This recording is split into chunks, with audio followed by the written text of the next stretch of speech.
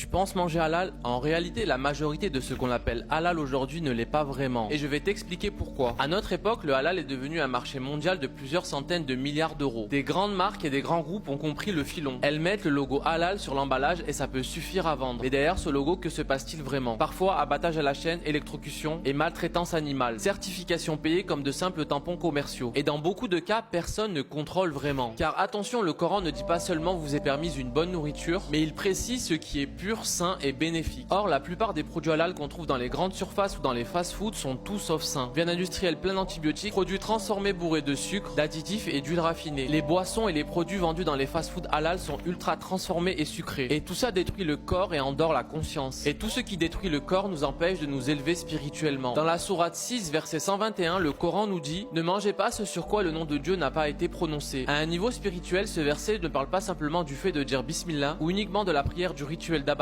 mais il parle du nom de Dieu comme une présence consciente. Ne pas manger ce sur quoi le nom de Dieu n'a pas été prononcé, c'est refuser de se nourrir avec quelque chose qui éteint la conscience. Et manger avec le nom de Dieu, c'est manger quelque chose qui maintient ton esprit éveillé, ce qui t'aide à maîtriser ton nefs et ton ego, et rester en accord avec ta nature intérieure. Mais tout ce qui alourdit ou endort la conscience, les fast-foods et les produits ultra transformés fait l'inverse. Ça alourdit et ça épaissit intérieurement. Ça nourrit les désirs les plus bas et ça affaiblit le discernement. Et quand la conscience s'alourdit, il est plus difficile d'avoir la maîtrise de soi-même. Tu deviens plus vulnérable aux passions, aux impulsions et à la colère. Comment une telle nourriture pourrait-elle donc vraiment être halal, si cela t'éloigne du centre de ton être? Mais le vrai halal, ce n'est pas un logo, c'est un respect du vivant, du corps et de la loi divine. C'est un équilibre entre ce que tu manges et ce que tu deviens. Alors avant de te demander est-ce que c'est halal, demande-toi, est-ce que c'est sain? Est-ce que c'est bon pour ma santé? Est-ce que ça élève ou ça endort ma conscience?